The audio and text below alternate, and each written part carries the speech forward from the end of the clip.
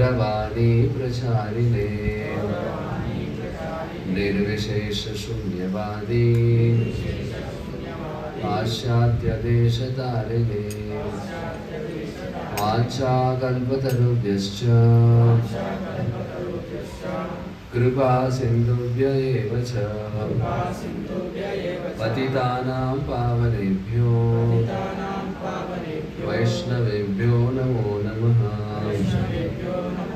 जय श्री कृष्ण चैतन्य प्रभु नित्यानंद श्री अद्वैत गदाधर श्रीवासादि गौरभक्तवृंद। हरे कृष्ण कृष्ण कृष्ण हरे हरे हरे राम राम राम हरे हरे।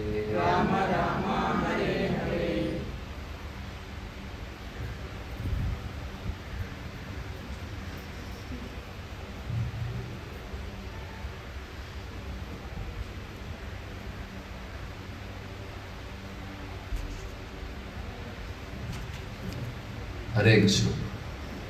అందరికీ ధన్యవాదాలు. మీ యొక్క విలువైన సమయాన్ని తీసుకొని వచ్చినందుకు ఈరోజు. హరే కృష్ణ. మనము భగవద్గీత 2వ అధ్యాయం చర్చించుకుంటున్నాము. గుర్తున్న వరకైనా పోయిన వారం మనం ఏం చర్చించుకున్నాం అనేసి చెప్పండి.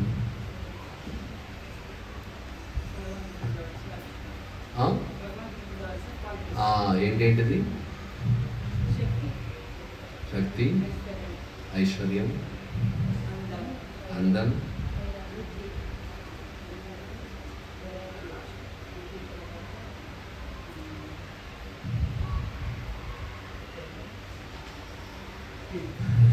గుర్తిస్తారు,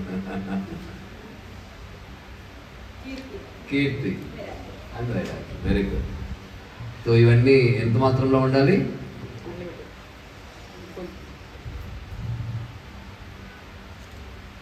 ఎంత ఉండాలి? 10%, 20%,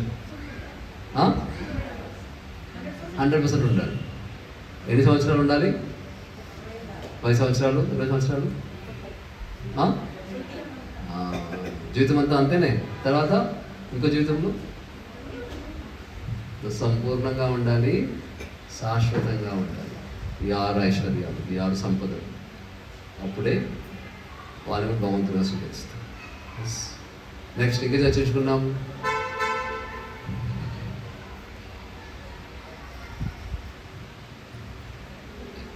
ఇంకే చర్చించుకున్నాం.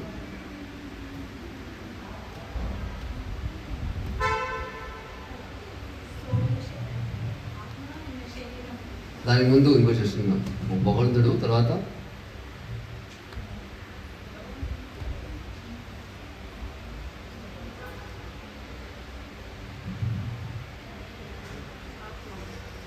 ఆత్మకు ముందు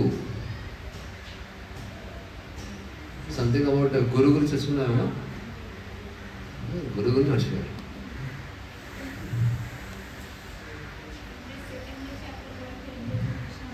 ఎందుకు శ్రీ భగవాను వాచ మొదటి చాప్టర్లో రాదు, కేవలం ఎందుకు 2వ అధ్యాయంలో మాత్రమే శ్రీ భగవాను వాచ మొదలవుతుంది. ఎందుకు మొదటి అధ్యాయంలో శ్రీ భగవాను వాచ లేదు? ఎందుకనేసి ఎవరు అంటే అర్థం ఏంటి?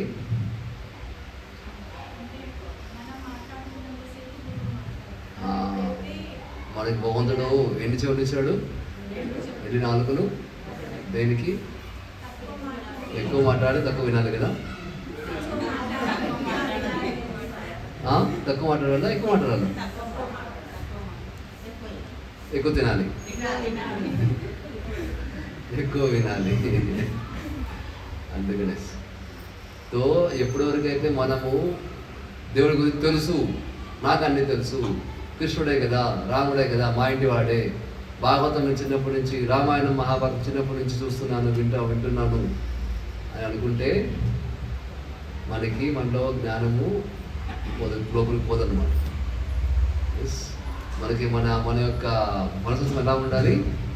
నాకు తెలియదు, నాకు తెలుసుకోవాలని ఒక కోరిక ఉంది. ఆ యొక్క కోరికతో మనము గురువు దగ్గరికి సంప్రదించాలి. అనుకున్న మనకే అన్ని వచ్చు, నాకే అన్ని వచ్చు, నాకు తెలిసిన అన్ని కరెక్టే అనే ఒక మనస్తత్వంతో వస్తే మన లోపల జ్ఞానం అనేది వెళ్ళదన్నమాట. సో ఏదైతే ఒకసారి ఒక గురువు శిష్యుడు వచ్చాడనమాట, నేర్చుకోవాలనేసి, జ్ఞానం నేర్చుకోవాలనేసి. ఫస్ట్ అడిగాడు శిష్యుడు గురువుని, ఇది అర్థం ఏంటి అనేసి. సో గురువు చెప్తున్నాడు సమాధానం. చెప్పే లోపల ఈ శిష్యుడు తన తెలిసి చెప్తున్నాడు అనమాట. గురువు గారు నేను విన్నాను, ఇది నేను విన్నాను, అది నేను చదివాను, నాకు తెలుసు, నాకు ఇంకో ప్రశ్న అడుగుంది, అడుగు చెప్తాను. ఇంకో ప్రశ్న అడుగుతాడు అనమాట, దాని సమాధానం చెప్తాను. మొదలు ఆపేసి నేను నాకు తెలుసు గురువు, నాకు అది కూడా తెలుసు అనేసి మాట్లాడుతూ ఉంటాడు అనమాట. గురువు చూసాడు 10 నిమిషాలు 15 నిమిషాలు, నీకు శిష్యుడు వినట్టు లేదనమాట. గురువు చేశారంటే ఓకే, నువ్వు వెళ్ళి లోపల ఒక గ్లాస్ ఉంది, గ్లాస్ తీసుకురా, స్టీల్ గ్లాస్ తీసుకొస్తాడు.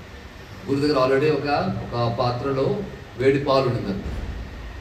తో పాలు తీసుకున్నాడు, ఆ గ్లాస్లో పెట్టాడు, చేతిలో పెట్టుకోనేసి చేతిలో ఇట్లా పెట్టుకున్నాడు అనమాట. సో ఆ వేడి పాలు ఆ గ్లాస్లో పోయడం మొదలుపెట్టాడు.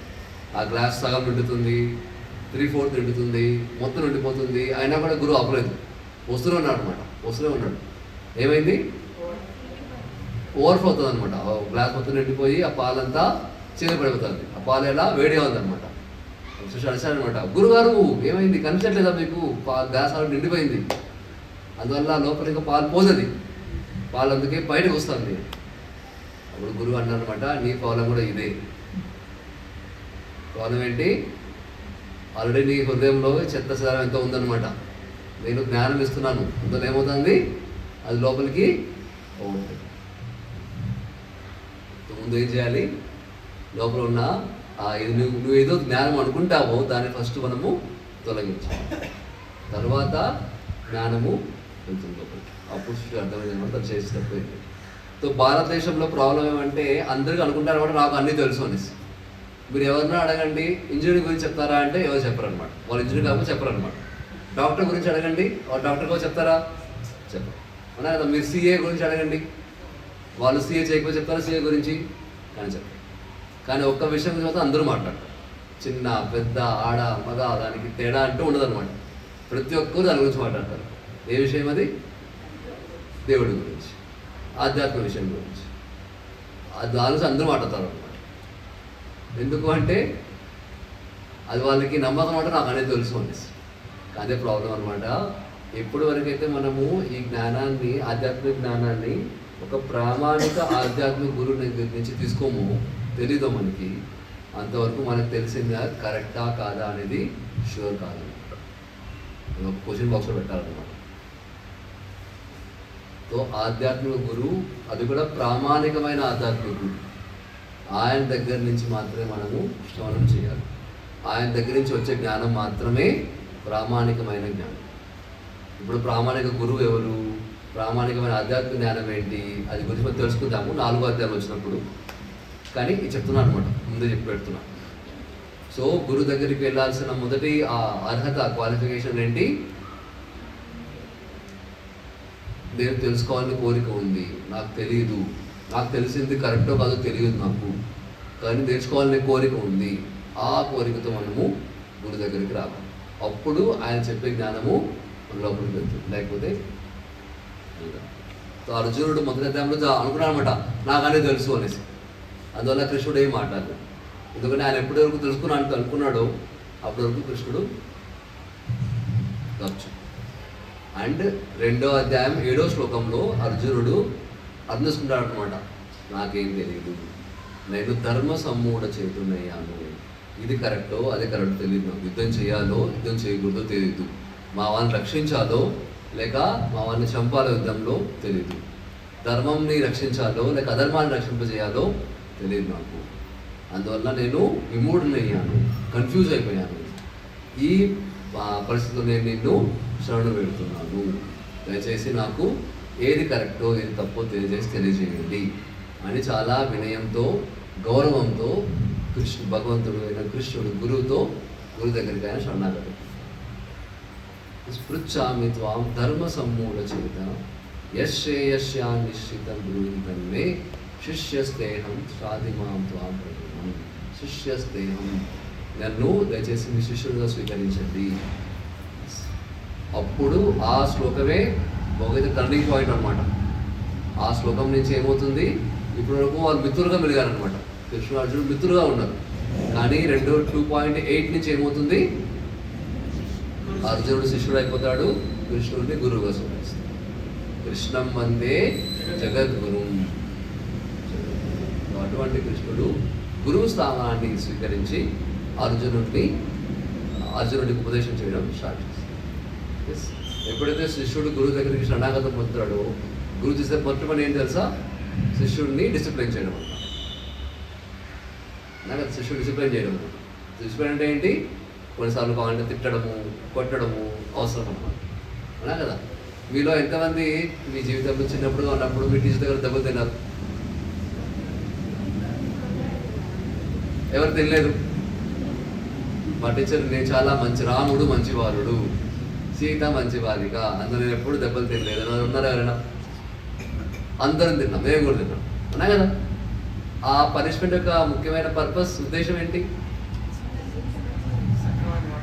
మనల్ని సక్రమ మార్గం, సరైన మార్గంలో పెట్టడం కోసం, తప్పు చేసుకుంటే కరెక్ట్ చేయడం కోసం. అన్నా కదా. సో అదేవిధంగా కృష్ణుడు కూడా అర్జునుడిని చేసేది మొట్టమొదటి ఏంటి, తిడతారనుకోండి. అదే 2.10 అనుకుంటాం. చూడండి ఆ శ్లోకం.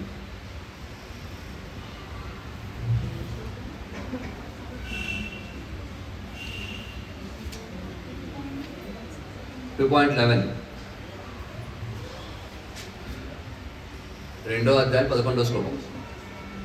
దీంట్లో ఈ బుక్లో అయితే 72వ పేజ్ నెంబర్.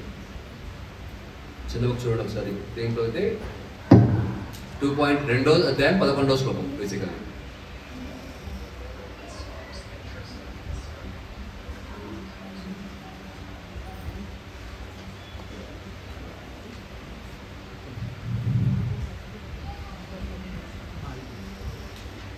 దొరికిందా? అతరా చెప్పండి. శ్రీ భగవాను వాచ అశోచానన్వశోచత్వం ప్రజ్ఞావాదాంశ భాషసః గతాసో న గతాసూంశ్చ నానుశోచంతి పండితాః. అశోచానన్వశోచత్వం ప్రజ్ఞావాదాంశ భాషసే గతాసో న గతాసూంశ్చ నానుశోచంతి పండితాః. చదవండి ఎవరిని అనువాదం గట్టిగా. మత చదవండి, చదవండి అనువాదం చదవండి.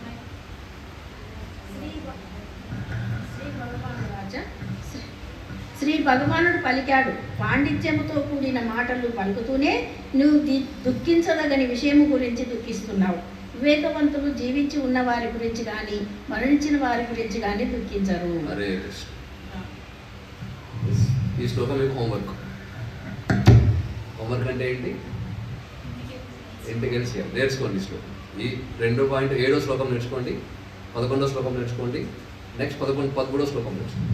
7, 11, 13 3 శ్లోకాలు. ఓకేనా. ఒక వారంలో 3 శ్లోకాలు అంటే ఒక రోజు 2 రోజులు ఒక శ్లోకం నేర్చుకోవచ్చు. నేర్చుకుంటాం. సో ఇక్కడ భగవంతుడు ఏమంటున్నాడంటే, ఓ అర్జున, నువ్వు నీకు అనిపిస్తుంది నువ్వు పండితుల్లాగా మాట్లాడుతున్నావు, కానీ పండితులు నీలాగా మాట్లాడు.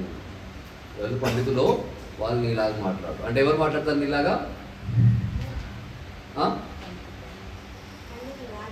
ఎవరు పండితులు కాని వాళ్ళు?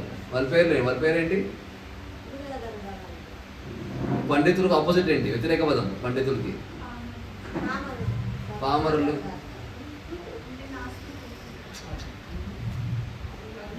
అజ్ఞానులు. ఇంకా దాని పర్యాయ పదం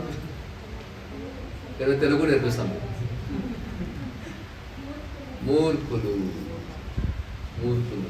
నువ్వు మాట్లాడే విధంగా ఎవరు మాట్లాడతారు? మూర్ఖులు. అంటే ఎవరు నువ్వు? అర్జున, నువ్వు మూర్ఖుల్లా మాట్లాడుతున్నావు అని కృష్ణుడు ఏం చేస్తున్నాడు ఇక్కడ? అర్జునుడిని చెప్తున్నాడు అనమాట. నువ్వేదో చాలా పెద్ద పెద్ద మాటలు మాట్లాడుతున్నావు, నీకు అనిపిస్తుంది చాలా బాగా మాట్లాడుతున్నావు, నేను వెళ్ళాను, ఐఐటీకి వెళ్ళాను, ఎన్ఐటీకి వెళ్ళాను, బాగా నేర్చుకున్నాను, ఆ పెద్ద మాట్లాడుతున్నాను అని నీకు అనిపిస్తుంది. దాన్ని మాట్లాడేంత ఎలా అది మూర్ఖత్వం. ఎందుకు మూర్ఖత్వము? ఎందుకని మూర్ఖత్వము? కృష్ణుడు అంటున్నాడు, వివేకవంతులైన వాళ్ళు జీవించి ఉన్న వారి గురించి కానీ మరణించి వారిని కానీ గుర్తించరు. మనం నేర్చుకున్నాం, మనం అంతా ఎవరము? ఆత్మ. అన్నా కదా. ఎవరు కాము? ఎవరు కాము? మనం ఏది కాము? మనం ఆత్మలము. ఏది కాము మరి? What we are not. మనం శరీరం కాము. అన్నా కదా. మన రోజు ఎవరు చూస్తాం? ఎవరిని చూస్తున్నాము? మనం చూస్తున్నామా? ఎవరిని చూస్తున్నాము? ఆత్మను చూస్తున్నామా? శరీరాన్ని చూస్తున్నాం. ఆత్మను చూడగలుగుతామా? మనం శరీరం కాదనమాట, మన ఆత్మ. అన్నా కదా. తో ఆత్మకి ఏమైనా మరణం ఉంటుందా? శరీరానికి జీవితం ఉంటుందా? జీవనం ఉంటుందా?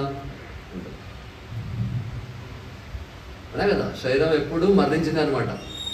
ఎప్పటి వరకు అయితే ఆత్మ శరీరంలో ఉంటుందో అంతవరకు మాత్రమే శరీరము పనిచేస్తుంది. ఆత్మ వెళ్ళిపోతే శరీరము. మరి ఏ ఉదాహరణ చెప్పుకున్నాము లాస్ట్ టైం? Car driver. వెనకాల కారు ఉందా? ఇప్పుడు భయపడుతున్నారు కారు కదులుతుందేమో అనేసి. ఎంతమంది భయపడుతున్నారు? కారు ఉంది, ఇక్కడ కారు ఉంది, వెనకాల కారు ఉంది, 3 పక్కల కారు ఉంది. ఎంతమంది కార్లు భయపడుతున్నారు? కారు తనంతా తానే స్టార్ట్ అయిపోయి మన పైన వచ్చేస్తే ఏమైనా మనం భయపడుతున్నామా? ఎందుకు భయపడట్లేదు? లోపల డ్రైవర్ లేదు కాబట్టి. నా కదా.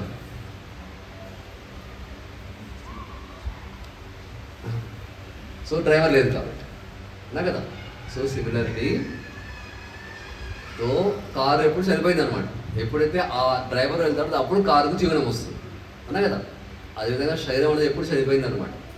ఆత్మ ఉన్నంతలో శరీరం కదులుతుంది. ఆత్మ వెళ్ళిపోతే శరీరము. తో ఎవరైతే వివేకవంతులో బుద్ధివంతులో వాళ్ళు ఎప్పుడు ఆత్మ గురించి శోకించరు. ఎందుకు? ఆత్మ ఎప్పుడు మరణం లేదు కాబట్టి. అన్నా కదా. అదే వివేకవంతులు శరీరం గురించి కూడా దుఃఖపడు, బాధపడు. ఎందుకనేసి శరీరము ఎలా చనిపోయింది అనమాట. దాని గురించి కూడా ఎవరు దుఃఖపడు. ఫర్ ఎగ్జాంపుల్, ఎవరు మన ఇంట్లో పెద్దవాళ్ళు ఎవరు చనిపోయారు, కానీ మనం దుఃఖపడతాం, ఫైన్.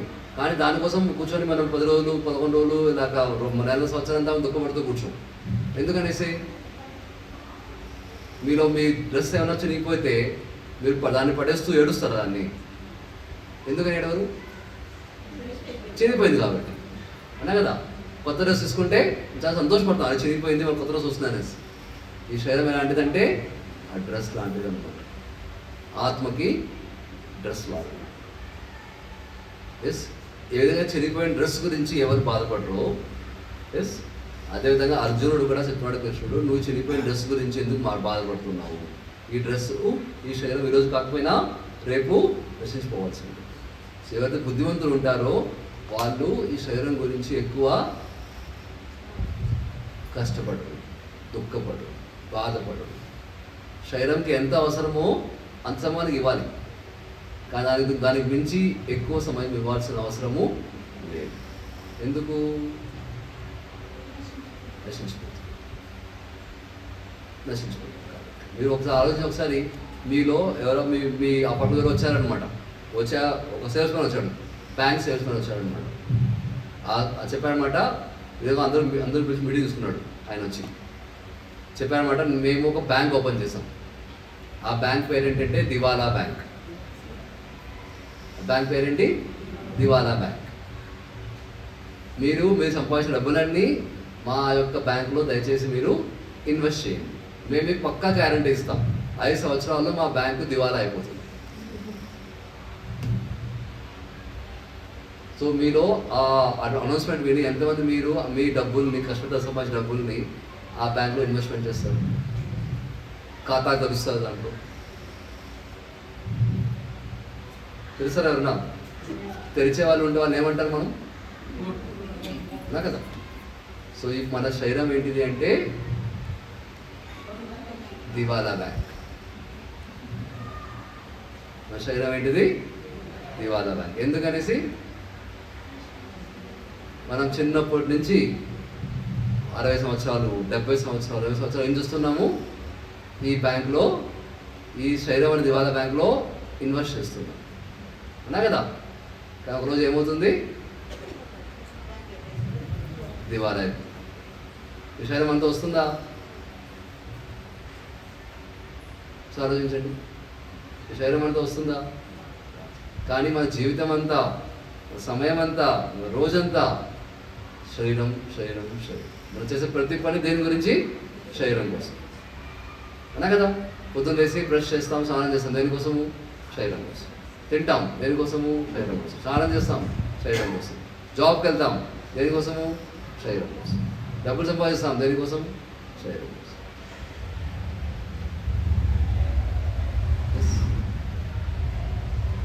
సో 99.9% జనాలకు తెలియదు అనమాట, మనం శరీరం కాదు ఆత్మ. అందువల్ల ఏం చేస్తారు, వాళ్ళు వాళ్ళ యొక్క విలువైన సమయాన్ని అంతటినీ శరీరం కోసమే ఇన్వెస్ట్ చేస్తూ ఉంటారు. లాస్ట్లో ఏమవుతుంది,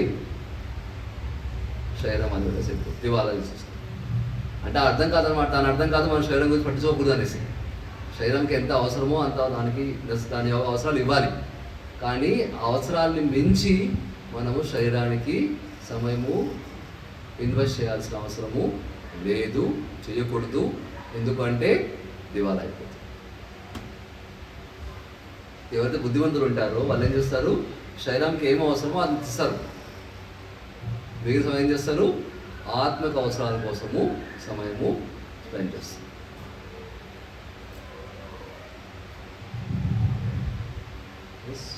సో అది అంటున్నాడు కృష్ణుడు అర్జునుడితో, నువ్వు చెప్తున్నావు నువ్వు వాళ్ళని చంపేసి చనిపోతావు అనుకుంటున్నావు, కానీ నువ్వు వాళ్ళని చంపేది ఎవరిని?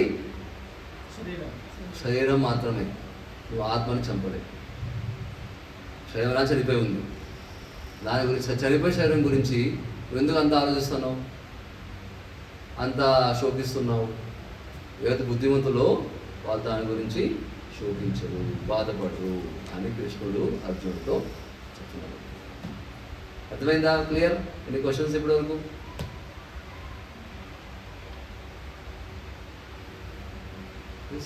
తో గుర్తుపెట్టుకోండి, మన శరీరం అనేది ఏంటి? దివాలా బ్యాంక్.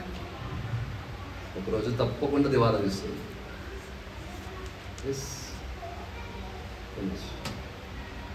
అందుకని ఏం చేయాలి, మనము మన యొక్క ఇన్వెస్ట్మెంట్, మన డబ్బులు, మన జీవితంలో చాలా పెద్ద సంపద ఏంటి, చాలా గొప్ప సంపద ఏంటి?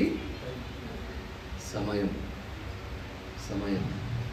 ఆ సమయాన్ని మనము ఈ శరీరం పైన ఎక్కువ ఇన్వెస్ట్ చేయకుండా ఆత్మకి కావాల్సిన అవసరాన్ని, అప్పుడు మనము బుద్ధిమంతులు. క్లియర్? సో అది బౌద్ధుడు అంటారు అనమాట, అశోచానంద శోచత్వం. దేని గురించి శోకించకూడదో దాని గురించి నువ్వు శోకిస్తున్నావు, దేని గురించి బాధపడకూడదో, దానిపైన అవసరం లేదో దాని గురించి నువ్వు బాధపడుతున్నావు. దాన్ని మూర్ఖత్వం అంటే. ఎవరైతే పండితులు వాళ్ళు దాని గురించి బాధపడరు. ఫర్ ఎగ్జాంపుల్ మీ ఇంట్లో టీవీ కొనాలనుకోండి, పెద్ద ఉంటుంది కదా, ఎల్ఈడి స్క్రీన్ టీవీ కానీ, కంప్యూటర్ కానీ, ల్యాప్టాప్ కానీ వస్తుంది. దీని దాంతో ఏమొస్తుంది, ప్యాకేజ్ ఏమొస్తుంది, ఒక ఏముంటుందండి, కార్డ్బోర్డ్ అంటారు, థర్మోకాల్ తెలుసు కదా, థర్మోకాల్ వస్తుంది అనమాట. థర్మోకాల్ ఏం చేస్తారు మీరు, ఆ డబ్బా ఓపెన్ చేస్తారు, థర్మోకాల్ ఉంది, థర్మోకాల్ మధ్యలో ల్యాప్టాప్ ఉంది. థర్మోకాల్ ఏం చేస్తారు, ల్యాప్టాప్ ఏం చేస్తారు? శరీరం ఎలాంటిది? థర్మోకాల్ లాంటిది. ఆత్మ ఎలాంటిది? ల్యాప్టాప్. ఏమైనా థర్మోకాల్ని పట్టుకొని ల్యాప్టాప్ పడేస్తారా? చెప్పండి. థర్మోకాల్ మంచిగా బీరోలో పెట్టుకుంటారు, ల్యాప్టాప్ డస్ట్బిన్లో పడేస్తారు. చేస్తాం అట్లా? చేస్తే వాళ్ళని ఏమంటాము? ఈ శరీరం ఏంటిది? థర్మోకాల్. లోపల ఆత్మ అనేది ల్యాప్టాప్. తో శరీరం కోసమే ఎంతో సమయం కష్టపెడుతున్నాను, ఇన్వెస్ట్ చేస్తున్నాం, కానీ లోపల ఉన్న ల్యాప్టాప్ ఆత్మ ఇవ్వట్లేదు. మనము దాని గురించి ఫస్ట్ తెలుసుకోవాలన్నమాట. సో నెక్స్ట్ భగవంతుడు అంటారు 12వ శ్లోకంలో, ఆ తర్వాత చెప్పండి. నత్వేవాశం నా జాతు నాశం నత్వం నేమే జనాధిప నచైవ న భవిష్యామః సర్వే వయమతః పరం నత్వేవాహం జాతు నాశం నత్వం నేమే జనాధిప నచైవ న భవిష్యామః సర్వే వయమతః పరం. సార్ అనువాదం ఏమన్నారు? ఇంకా నెక్స్ట్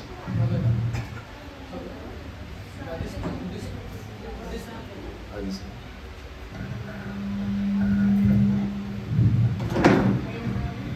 నేను కానీ నీవు కానీ ఈ రాజులందరూ కానీ నిలిచి ఉండని సమయం ఏది లేదు, భవిష్యత్తులో కూడా మనలో ఎవ్వరము ఉండకపోము. సో అందరము ఉంటాం. నత్వేవాహం జాతునాశం నత్వం నేనే జనాధిప. నువ్వు కానీ నేను కానీ చూసా అందరూ కానీ తప్పకుండా ఎప్పుడో ఒకప్పుడు ఉన్నారు, భూతకాలంలో ఉన్నారు, భవిష్యత్తులో వర్తమానంలో ఉంటున్నారు, భవిష్యత్ కాలంలో ఉంటారు. ఎలా సాధ్యం అది? ఎలా సాధ్యం?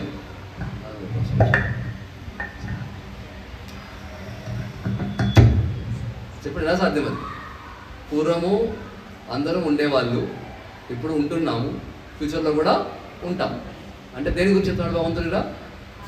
ఆత్మ శరీరం గురించా? ఆత్మ గురించి. ఎందుకు శరీరం గురించి కాదు? శరీరం నచ్చిపోతుంది, శరీరం నచ్చిపోతుంది నా కదా. సో మనం ఉంటున్నామంటే ఏంటి? పూర్వంలో కూడా ఇంకో శరీరంలో కూడా ఉన్నామన్నమాట. ఆ శరీరం నుంచి ట్రాన్స్ఫర్ అయ్యి ఈ శరీరం ప్రస్తుతానికి వచ్చాం. ఈ శరీరం అంతా ఒక 40, 50, 70, 80 ఇయర్స్ తర్వాత ఏమవుతుంది? నశించిపోతుంది. కానీ ఏం నశించదు? ఆత్మ నశించదు. ఆ ఆత్మ ఏమవుతుంది? మనం చేసిన కర్మ ప్రకారము ఇంకో శరీరాన్ని స్వీకరిస్తుంది. సో అందువల్ల ప్రతి ఒక్కరూ ఎప్పుడో ప్రతిసారి ప్రతి సమయంలో ఉంటారు.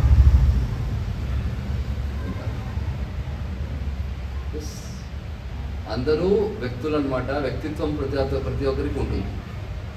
అంటే అర్థమేంటి? భగవంతుడు ఏమంటారు అంటే ఇక్కడే అదో అంటారు కదా, కొంతమంది అంటారు కొన్ని ఆత్మలు వెళ్ళి జ్యోతులు లీనమైపోతుంది అనేసి. కాదన్నమాట. జ్యోతులు లీనమైనా సరే అక్కడ కూడా వాళ్ళ యొక్క వ్యక్తిత్వం అనేది సపరేట్గా ఉంటుంది. సో దేవుడిలో లీనమైపోరనమాట. అర్థమవుతుందా? దేవుడు చెప్పాం ఆల్రెడీ, మనిషి ఎప్పుడు భగవంతుడు కాదు, భగవంతుడు కాలేడు. అదని చెప్పు నాకు క్లియర్గా. ఎస్, భగవంతుడు మనిషి రూపంలో వస్తాడు, కానీ భగవంతుడు మనిషి కాదనమాట. మనిషి ఎప్పుడు భగవంతుడు కాదు. మనిషే, భగవంతుడు. మనిషి దగ్గర దేవుడి గుణాలు రావచ్చు అనమాట, భగవంతుడి గుణాలు ఉండొచ్చు, కానీ భగవంతుడు కాదు. ఉంటుందా? తో ప్రతి ఒక్కరము ఎప్పుడైతే ఎవరైతే ఉన్నారో ఇక్కడ అందరూ ఒక సమయంలో ఉండేవాళ్ళు, ఇప్పుడు ఉంటున్నాము, ఫ్యూచర్లో కూడా ఉంటాం. సో అందువల్ల అర్జున, నువ్వు రాజులందరూ ఉన్నారు కదా, భీష్ముడు, ద్రోణుడు, కర్ణుడు, కృపాచార్యుడు, వీళ్ళందరూ ఇప్పుడు ఉంటున్నారు, ఫ్యూచర్లో కూడా ఏదో ఒక సమయం ఏదో ఒక రూపంలో ఉంటాం. అందువల్ల నువ్వు దేని గురించి శోకిస్తున్నావు అని కృష్ణుడు అడుగుతున్నారు. ఓకేనా? నెక్స్ట్ 11వ శ్లోకం. దేహినోస్మిన్ యథా దేహే కౌమారం యవ్వనం జరా తథా దేహాంతర ప్రాప్తి ధీరస్తత్ర న ముహ్యతి. చదవండి ఫస్ట్.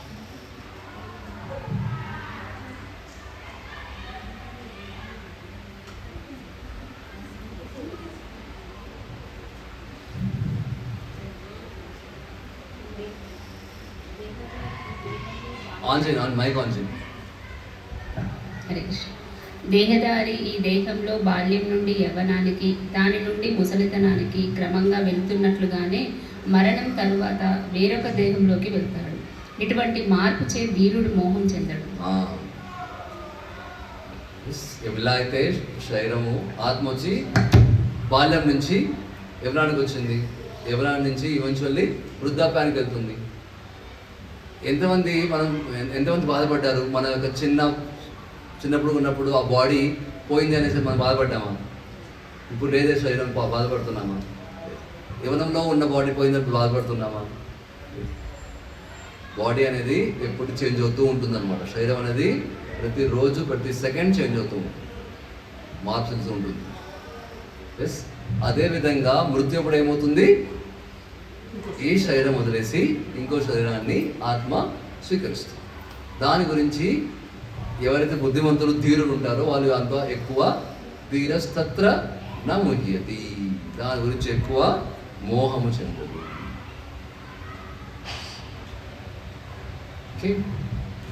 నెక్స్ట్ 14వ శ్లోకం. మాత్రా స్పర్శాస్తు కౌంతేయ శీతోష్ణ సుఖ దుఃఖదా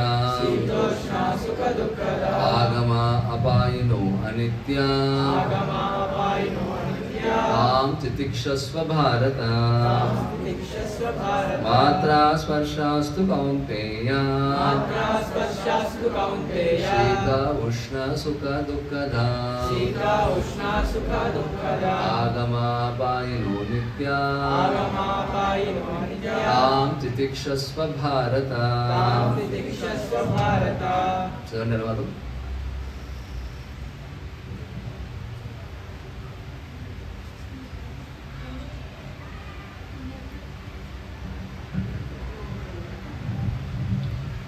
ఓ కుంతిపుత్ర, సుఖదుఖములు తాత్కాలికములైనట్టి కాకయో కాలక్రమేణా వాటి పోకయో శీత గ్రీష్మ కాలములు రాకపోక వంటివి. ఓ భరతవంశీయుడా, అవి ఇంద్రియానుభూతి వలన కలుగును. మానవుడు కలత చెందగా తప్పక వాటిని సహించట అభ్యసించవలను. తో భగవంతుడు ఏమంటాడు ఇక్కడ? సహనం నేర్చుకోవాలి. అర్జునుడు అడుగుతాడు, మీరు అంటారు ఓకే అందరూ ఉంటారు అలా ఉన్నారు అనేసి, కానీ నేను ఇప్పుడు భీష్ముడు ద్రోణుని చంపితే వాళ్ళ శరీరం నశించిపోతుంది. నేను వాళ్ళని చాలా గౌరవిస్తాను. వాళ్ళంటే ఎవరిని బేసికల్లీ శరీరాన్ని గౌరవిస్తాను అన్నా కదా. ఇప్పుడు చంపేస్తే ఏమవుతుంది? వాళ్ళ శరీరం నశించిపోతుంది. ఆ నశించడం వల్ల ఏమవుతుంది? నాకు దుఃఖం కలుగుతుంది. అప్పుడు ఆ దుఃఖాన్ని ఏం చేయాలి నేను అంటాడు. అప్పుడు అంటాడు కృష్ణుడు, దాన్ని ఏం చేయాలి? సహనం చేయాలి, సహించుకోవాలి. ఆ యొక్క మార్పు అనేది తప్పదు. ఆ మార్పు అనివార్యము, తప్పదు. బాధ కలుగుతుంది, ఒప్పుకుంటాను. కృష్ణుడు అంటాడు బాధ కలుగుతుంది. ఆ బాధ ఏం చేయాలి? సహించుకోవాలి. సహించి ముందు వెళ్ళాలి. మన ఇంట్లో ఎవరైనా చనిపోయాను అనుకోండి, మనకి దుఃఖం కలుగుతుందా? కలుగుతుంది. ఎందుకు కలుగుతుంది? వాళ్ళ దగ్గర మనము ప్రేమ ఆప్యాయం పెంచుకున్నాము, ఆసక్తి పెంచుకున్నాము. వాళ్ళు మనం వదిలేకపోతే మన నేచర్లో దుఃఖం బాధ కలుగుతుంది. అది తప్పు కాదనమాట.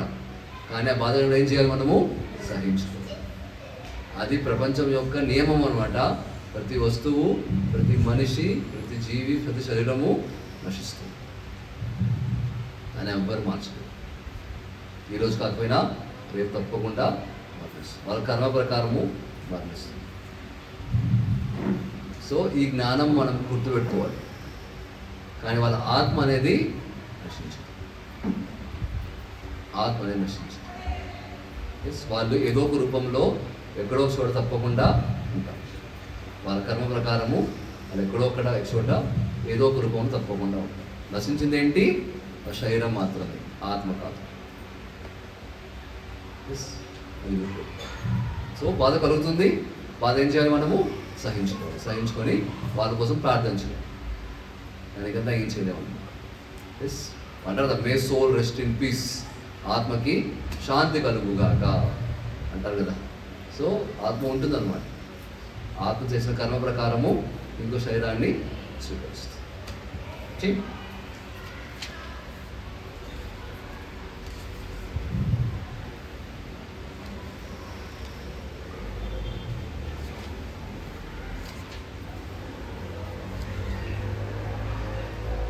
నెక్స్ట్ 20వ శ్లోకం. సో బేసికల్లీ 13వ శ్లోకం నుంచి ఆల్మోస్ట్ 28వ శ్లోకం వరకు భగవంతుడు ఆత్మ గుణాల గురించి చెప్తారనమాట. ఆత్మ గురించి, ఆత్మ గుణాల గురించి చెప్తారనమాట. చదవండి మీరు. నేను చెప్తాను 20 శ్లోకం అండి. 20వ శ్లోకం. ఆత్మ గుణాలు ఏంటి ఇంకా దాని గురించి చెప్తామంట. న జాయతే మ్రియతే వా కదాచిన్ నాయం భూత్వా భవితా వా న భూయః అజో నిత్యం శాశ్వతోయం పురాణో న హన్యతే హన్యమానే శరీరే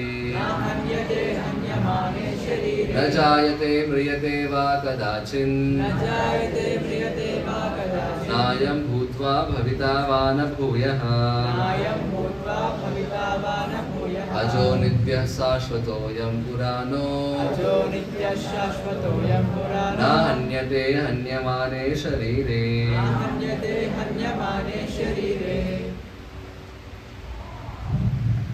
హరే కృష్ణ. ఆత్మకు ఎన్నడూ జననము కానీ మరణము కానీ లేదు. ఆత్మ జన్మింపలేదు, జన్మింపదు, జన్మింపబోదు. అది జన్మరహితము, నిత్యము, శాశ్వతము, పురాతనము. దేహము చంపబడినను అట్టి ఆత్మ చంపబడు. ఇది ఆత్మ గుణాలు అనమాట. ఆత్మకి మరణం లేదు, ఆత్మకి భూత భవిష్యత్తు అంతకాలం లేదు, ఎప్పుడూ ఉంటుంది. ఎస్,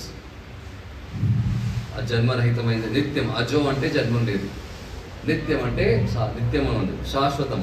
పురాణం నా హన్యతే, శరీరం నశించినా కూడా ఆత్మ నశించదు. నెక్స్ట్ 22వ శ్లోకం. 22. వాశాంశు జీర్ణాని యథా విహాయ నవాని గృహ్ణాతి నరోపరాణి తదా శరీరాని విహాయ జీర్ణాని అన్యాని సంయాతి నవాని దేహి వాశాంశు జీర్ణాని యథా విహాయ నవాని గృహ్ణాతి నరోపరాణి తదా శరీరాని విహాయ జీర్ణాని అన్యాని సంయాతి నవాని దేహి. సింపుల్ సంస్కృతం అనమాట. యథా అంటే ఏ విధంగా, ఏ విధంగా అయితే వాశాంసి, వాశాంశ అంటే ఏంటి? బట్టలు, బస్ దుస్తులు అనమాట, వస్త్రాలు. ఏ విధంగా అయితే వస్త్రాలు జీర్ణాన్ని, జీర్ణాన్ని అంటే ఏంటి? పాతబడింది అనమాట. పాతబడిన వస్త్రాలను ఏం చేస్తాం మనము? విహాయ అంటే విడిచిపెట్టేస్తాము. విడిచిపెట్టి ఏం చేస్తాము? నవాని, నవాని అంటే ఏంటి? కొత్తది. గృహ్ణాతి స్వీకరిస్తాము. నరోపరాణి నరులు, మనుషులు. తథా, తథా అంటే ఆ విధంగా. ఏ విధంగా? చేపైన బట్టలు వేసి ఏ విధంగా మనం కొత్త బట్టలు స్వీకరిస్తామో తథా ఆ విధంగానే శరీరాన్ని విహాయ జీర్ణాన్ని, జీర్ణ శరీరాన్ని అంటే పాతబడిన బట్టల్ని, శరీరాన్ని విహాయ వదిలిపెట్టేస్తుంది. అన్యాని సంయాతి ఇంకో శరీరాన్ని స్వీకరిస్తుంది. ఎవరు? దేహి అంటే ఏంటి? ఆత్మ. దేహము దేహి. దేహం అంటే శరీరం. దేహం లోపల ఉండే వాళ్ళు ఏమంటాము? దేహి. ఆత్మ ఇంకో పేరేంటి? దేహి. సో ఏ విధంగా అయితే మనము పాత బట్టలు వదిలేసి కొత్త బట్టలు స్వీకరిస్తామో ఆత్మ కూడా పాత శరీరం వదిలిపెట్టేసి కొత్త శరీరాన్ని స్వీకరిస్తుంది. నెక్స్ట్ 23rd శ్లోకం. నైనం చిందంతి శస్త్రాని నైనం దహతి పావకః నచైవం క్లేదయంత్యాస్తు న శోషయతి మారుతః. ఆత్మ ఎట్టి ఆయుధము చేతను ముక్కలు చేయబడదు, అగ్నిచే కాల్చబడదు, నీటిచే తొలపబడదు, వాయుచే ఎండిపోదు. కృష్ణుడు అంటున్నాడు అర్జునుడి దగ్గరికి, భగవంతుడు నా దగ్గర చాలా అస్త్రాలు ఉన్నాయి, ఆ అస్త్రాలు ఆత్మ చంపేస్తే అంటాడు, బాధపడు. నీ దగ్గర ఏం అస్త్రం ఉంది? నైరాని చిందంతి శస్త్రాన్ని అంటే నీ దగ్గర అస్త్రం ఉంది. ఏ అస్త్రము? చిందించే అస్త్రం ఉంది. కానీ అస్త్రము ఆత్మని చిందించింది. నయనం దహతి పావకః దగ్గర ఆగ్నేయాస్త్రం ఉంది. ఆగ్నేయాస్త్రం ఏం చేస్తుంది? కాలుస్తుంది. కానీ నీ ఆగ్నేయాస్త్రము ఆత్మని కాల్చి, శరీరాన్ని కాలుస్తుంది కానీ ఆత్మని కాల్చి. నెక్స్ట్ ఇంకా వరుణాస్త్రం ఉంది. అది ఏం చేస్తుంది? వర్షం కురిపిస్తుంది. కానీ నీ వరుణాస్త్రము ఆత్మ దొరకలేదు. వాయవ్యాస్త్రం ఉంది కానీ ఆత్మని ఎండబెట్టదు. నీ యొక్క అస్త్రము, నీ యొక్క అస్త్రాలు ఆత్మపైన ఎటువంటి ప్రభావాన్ని, నువ్వు ఎంత గొప్ప ధనుర్విద్యాకారుడైనా సరే నీ అస్త్రాలు శస్త్రాలు ఆత్మపైన ఏం పనిచేయవు. ఎందుకంటే ఈ అస్త్రం అనేది ఏంటంటే భౌతికమైంది అనమాట. ఎస్, మన శరీరం ఎందుకు చేయబడింది? పంచమహాభూతం. ఏంటి పంచమహాభూతము? భూమి, గాలి, నీరు, నిప్పు, ఆకాశం. దాంతో మన శరీరం చేయబడింది అనమాట. అన్నా కదా, అర్జునుడి దగ్గర ఉన్న అస్త్రాలు ఎందుకు చేయబడింది? బాణాలు కానీ ధనుషు కానీ ఎందుకు చేయబడింది? పంచమహాభూతం. అన్నా కదా. తో ఆ పంచమహాభూతం చేయబడిన ఆ అస్త్రాలు శస్త్రాలు పంచమహాభూతం చేయబడిన మన శరీరం పైన పనిచేస్తున్నాయి, కానీ ఆత్మ పైన. ఓకే, అది అట్లా బౌద్ధం అంటున్నాను.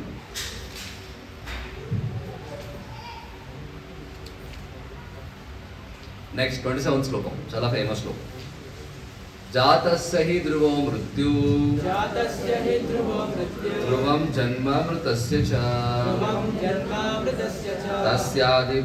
తస్యాది పరిహార్యేతే నత్వం శోచితుమర్హసి. జాతస్య హి ధ్రువో మృత్యు. ధ్రువ అంటే ఏంటి? ఖచ్చితంగా. పుట్టిన ప్రతి మనిషికి చావు. ఎస్, ధ్రువం జన్మ మృతస్య చ. చనిపోయిన ప్రతి మనిషికి, ప్రతి జీవికి పుట్టుక ఉంది. ఈ శ్లోకం చాలా ఫేమస్ శ్లోకం అనమాట. దేనికోసం? చనిపోతే ఎవరైనా ఇంట్లో మనం ఒక రికార్డింగ్ ప్లే చేస్తాం. ఎవరిది? భగవద్గీత ఎవరు పాడింది? ఘంటసాల గారు. పుట్టిన వాడికి మరణము తప్పదు, మరణించిన వాడికి పుట్టుక తప్పదు. ఉన్నాయి కదా, చాలా ఫేమస్ అయ్యారు అనమాట. నేను చాలాసార్లు విన్నాను ఆయనది. చాలా బాగా పాడతారు. ఎస్, తో ఆ శ్లోకం పాడతారు అనమాట. అది ఎవరు వినరు ఆ శ్లోకాన్ని, ఆ టెప్ గారు ఎవరు వినరు అనమాట. మీరు ఏడుస్తూ కూర్చుంటారు. ఎలా అని పడతారు. అన్ఫార్చునేట్లీ ఏమంటే ఇంట్లో గీత ఎప్పుడు వింటారు అంటే చనిపోతే. జీవితమంతా వింటారు అనమాట భగవద్గీత. చనిపోయినప్పుడు దాన్ని ప్లే చేస్తారు, వినరు అనమాట. ఆ రికార్డింగ్ ప్లే చేస్తారు, ఆ టేప్ రికార్డర్ వింటుంది అనమాట. పెట్టచ్చు, తప్పు కాదు, కానీ దాని పర్పస్ అది కాదనమాట. మెయిన్ పర్పస్ గీత ఎప్పుడు చదవాల్సింది. గీత అనేది లైఫ్ మాన్యువల్ అనమాట. జీవితం చదవాల్సింది. జీవితం అంతం కూడా కాదనమాట. జీవిత అంతం అంటే జీవితం మొత్తం చదవాల్సింది. వాళ్ళ జీవితాంతం అంటే ఏంటి? జీవితం అంతమైనా చదువుతారు అనమాట. అది ఎవరు వింటారు? అది చనిపోయాడు ఆల్రెడీ. ఆ ఆత్మ కూడా వెళ్ళిపోయింది. ఎవరి కోసం అది? ఉన్న వాళ్ళేమో వాళ్ళు మాట్లాడుతూ ఏడుస్తూ ఉంటారు. సో భగవద్గీత అనేది ఇంట్లో పెట్టి, పూజార్లో పెట్టి ఆరతి అగరబత్తి ఇవ్వడం కోసం కాదనమాట. దేనికోసం? అది చదవడం కోసం. అదే ల్యాప్టాప్ కొన్నారనుకోండి, ల్యాప్టాప్ ఉంటే అగరబత్తి తీసుకుంటారు కదండి, ఆరతి అగరబత్తి తీసుకుంటారా? దాన్ని ఏం చేస్తారు? ల్యాప్టాప్ యూజ్ చేస్తారు, అలా కదా. సో గీత అనేది గ్రంథం అన్నమాట. దాన్ని ఏం చేయాలి? మనం పూజ చేసి తప్పులేదు, కానీ పూజ చేసినది ఏం చేయాలి? దాన్ని తెలిసి చదవాలి, అర్థం చేసుకోవాలి. నెక్స్ట్ ఏం చేయాలి? పాటించాలి. అప్పుడు మన జీవితం మారుతుంది. దాన్ని బట్టి ఆరాధిస్తా అంటే ఏం కాదనమాట, మనకి మన జీవితం మారదు, అలానే ఉంటుంది. ఎక్కడ వేసిన కొంగలి అక్కడే, అలా ఉంటుంది అన్నమాట. సో ఎంతమంది ఇంట్లో భవిత ఉంది? ఫస్ట్ ఆఫ్ ఆల్ చేతులు ఎత్తండి. సంతోషం, అందరు ఇంట్లో ఉందన్నమాట. మోస్ట్ ఆఫ్ ద ఇంట్లో. ఎంతమంది గీతను చూసారు మీ ఇంట్లో? ఓకే. ఎంతమంది గీతను తాకారు? కోట్లో కాదనమాట, గీత సాక్షిగా అని చెప్తాను అనేసి. ఓకే, తాకారు. ఎంతమంది తెరిచారు దాన్ని? ఎంతమంది చదివారు? ఎంత అర్థం చేసుకున్నారు? చేసుకుంటున్నారు ఇప్పుడు వచ్చినారు. ఎస్. సో ఫస్ట్ ఆఫ్ చాలా మంది ఇంట్లో గీత ఉంటుంది అనమాట. గీత ఉంటే దాన్ని దర్శనం చేసుకుంటారు అంతే, దాన్ని తాకారు అనమాట. తాకించే ఓపెన్ చేయరు, చేస్తే చదవరు అనమాట, చదివితే అర్థం చేసుకోరు అనమాట. ప్రతి క్రిస్టియన్ ఏమో బైబిల్ చదువుతాడు, అన్నా కదా. ప్రతి ముస్లిం ఏమో ఖురాన్ చదువుతాడు, ప్రతి హిందూ ఏమో న్యూస్ పేపర్ చదువుతాడు. ప్రతి హిందూ ఏం చదువుతాడు? News paper. కానీ గీతం చర్చ చేయడం అనమాట. పాపం, అపరాధం, మహాపాపం చదవడు. మనం చదవం కాబట్టి మన జీవితం ఏదో ప్రశ్న వస్తాయన్నమాట. దేవుడు ఎవరు, నేనెవరు, ఎందుకు కష్టాలు వస్తున్నాయి, నేను మంచివారు ఎందుకు కష్టాలు వస్తుంటాయి, ఎంత కష్టం ఎందుకు వస్తాయంటే దీన్ని చదవమా. ఇది పెద్ద ప్రాబ్లం. చదవకుండా నాకు కష్టాలు వస్తే దేవుడు నాకు ఎందుకు కష్టాలు చేస్తున్నాడు, నేను నవ్వులు చేశాను, వ్రతాలు చేశాను, ఎంతో దానం ఇచ్చాను, ధర్మం చేశాను, నాకు ఎందుకు దేవుడు కష్టాలు ఇస్తున్నాడు, దేవుడు ఉన్నాడా లేడా, దేవుడికి మనసు అయిపోయిందా, ఏ పాటలు పాడుతూ ఉంటారు మన సినిమాలు. ఆ సినిమాలు చూసి మనం రావచ్చు. సీరియల్స్ సినిమాలు ఓకే, వెబ్ సిరీస్ కానీ సీరియల్స్ కానీ దాన్ని చూసి మనం నేర్చుకుంటాం అనమాట. అదే ఆ టెన్షన్ ఓకే, ఈరోజు అయిపోయింది అని టెన్షన్ అనమాట. గ్యాస్ లేదు ఇప్పుడు, పెద్ద టెన్షన్, వస్తా లేదో గ్యాస్ అనేసి. గ్యాస్ ఏమైతే ఏమవుతుంది. సో గీత చదవండి, తలరాతను మార్చండి. ఎంతో గీత చదవలో మీ జీవితంలో తప్పకుండా కష్టాలు వస్తాయి. ఆఫ్టర్ స్టడీయింగ్ ఆల్సో కష్టాలు వస్తాయన్నమాట. మేము అనట్లేదు గీత చదివితే కష్టాలు రాదనట్లేదు, వస్తాయి కష్టాలు. కానీ గీత ఏం నేర్పిస్తుంది మనకి, ఆ కష్టాల్ని ఎలా హ్యాండిల్ చేయాలి అది నేర్పిస్తుంది. భగవంతుడు ఎప్పుడు అనలేదు అనమాట, కృష్ణుడు ఎప్పుడు అనలేదు గీతలో మీరు చదివితే నా భక్తులైతే మీకు కష్టాలు రాకుండా చూసుకుంటాను అన్నాడా, ఎక్కడ అంటే. కానీ భగవంతుడు ఏమంటున్నాడు, మీరు చదివితే నా భక్తులైతే మీకు కష్టాలు వచ్చినప్పుడు నేను మీకు సహాయం చేస్తాను, నేను మీతో పాటు ఉంటాను, మీకు దారి చూపిస్తాను అని చెప్తున్నాడు. డోంట్ ఎక్స్పెక్ట్ నేను భక్తునైతే కష్టాలు రాదు నా జీవితంలో, అన్ని సుఖాలే వస్తాయి, మా ఇంట్లో అందరూ బాగుంటారు, ఎవరికి ఏం కాదు అని ఎక్స్పెక్టేషన్ చేయడం అది తప్పు. ఎందుకంటే పుట్టిన ప్రతి మనిషి చేస్తాడు. అది ఎలా చేస్తాడో మనకు తెలియదు అనమాట. రోగం రావచ్చు, వయసు అయిపోవచ్చు, యాక్సిడెంట్ అవ్వచ్చు, కరోనా రావచ్చు, ఏదైనా అవ్వచ్చు, కానీ మృత్యు మాత్రము గ్యారెంటీ. అది ఎక్స్పెక్ట్ చేయండి. పుట్టుమని ప్రతి ఒక్కరు ఎప్పుడో చనిపోవాల్సింది. అది నియమం అనమాట, కాల నియమం. దాని ఎవరు మార్చరు. ఆయన చనిపోయిన ప్రతి మనిషి ఏదో ఒక రూపంలో పుడతాం. దేవుడి ప్రభుత్వం నేను అర్థం చేసుకుంటామో శోచితమర్హసి, మనం దాని గురించి ఎక్కువ బాధపడం. కొంచెం బాధ ఉంటుంది, ఆ బాధపడటం ఓకే, తప్పలేదనమాట. కానీ దాని గురించి ఏడుస్తూ కూర్చోము, దాని గురించి మన భక్తి వదిలిపెట్టము, దాని గురించి క్లాస్ రావడం మానేస్తాము, అది నుంచి చేయమన్నమాట. దాని గురించి దేవుడిపై నమ్మకం పోవడము, అవన్నీ కాదు. మన భక్తి పని చేసుకుంటూ ఉండాలి, ఈ క్లాసెస్ వస్తూ ఉండాలి, భక్తి జపం చేస్తూ ఉండాలన్నమాట. కానీ బాధ ఉంటుంది, అది నేచురల్ అనమాట, అది సహజం. అది దాన్ని ఆపుకోలేదు, అది ఓకే. కానీ దానివల్ల భక్తి మానకండి, చదవడం మానకండి, గీత చదవడం పఠనం మానకండి, జపం మానకండి, అది గుర్తు. అందుకే అర్జునుడు అంటాడు కృష్ణుడు, నత్వం శోచితుమర్హసి, దాని గురించి ఎక్కువ శోచనం అంటే బాధపడాల్సిన అవసరము లేదు.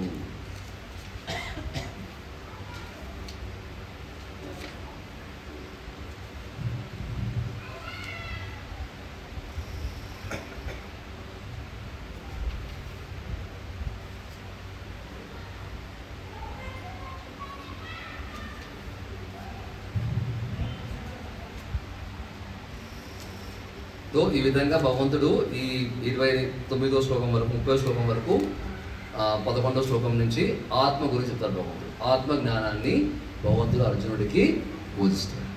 ఆధ్యాత్మిక జ్ఞానం మొదలవుతుంది ఆత్మజ్ఞానం.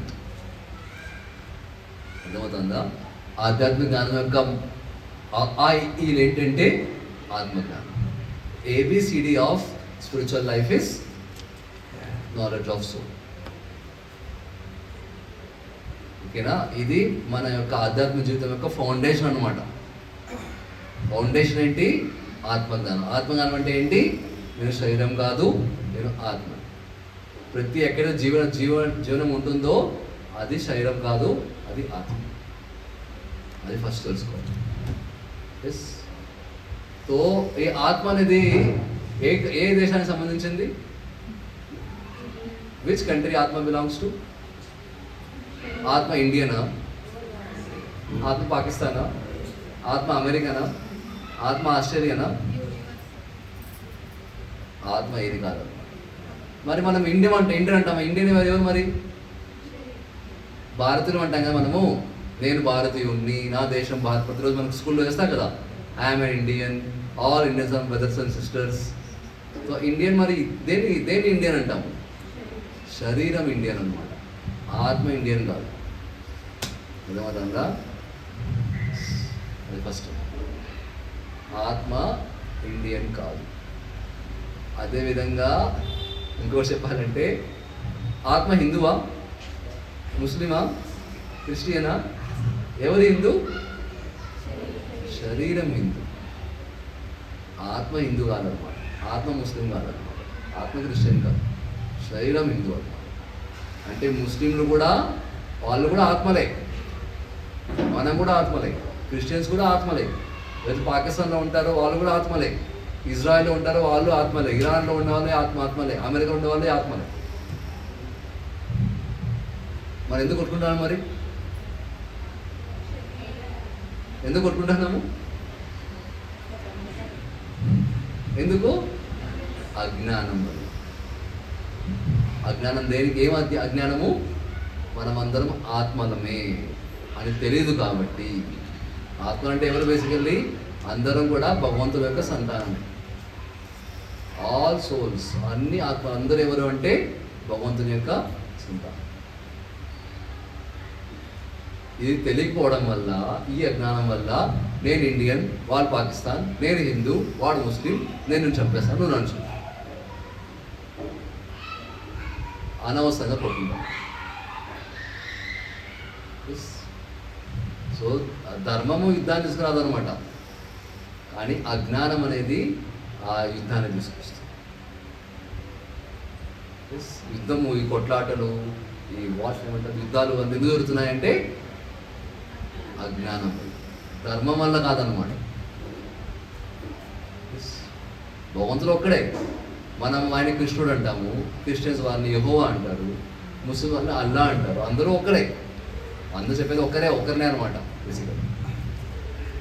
కానీ వాళ్ళకి ఈ జ్ఞానం లేదు కాబట్టి, నేను హిందువుని, నా ధర్మమే గొప్ప, నేను ముస్లిం, నా ధర్మమే గొప్ప. అది అజ్ఞానం అంటే.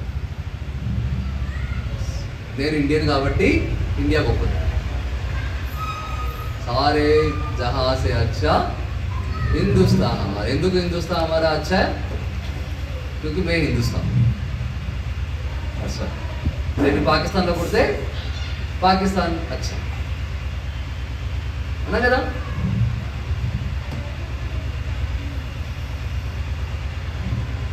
సో దీన్ని ఏమంటారు?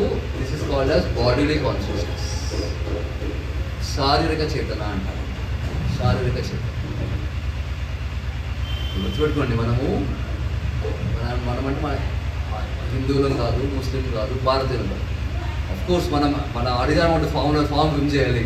ఆ ఫామ్ అడిగామంటే మీ యొక్క నేషన్ అంటే ఏమంటే అక్కడ ఏం రాయాలి? ఇండియన్ రాయాలి. అక్కడ ఆత్మకి ఎటువంటి దేశం లేదు అని రాయకూడదు అనమాట. అక్కడ మనం ఇండియన్ రాయాలి. ఎస్, ఆత్మ యొక్క మీ యొక్క రిలీజన్ ఏంటంటే వాళ్ళకి హిందూ రాయాలి, వాళ్ళు ముస్లిం రాయాలన్నమాట. అక్కడ హిందువే రాసుకోవాలి అక్కడ.